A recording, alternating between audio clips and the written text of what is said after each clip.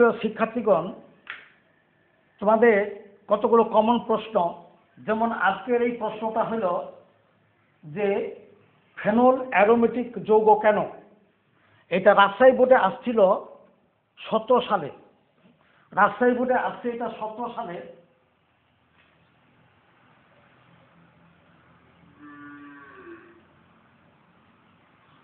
Rajshahi board 17 সালে এবং বরিশাল বোর্ডও আসছে এটা।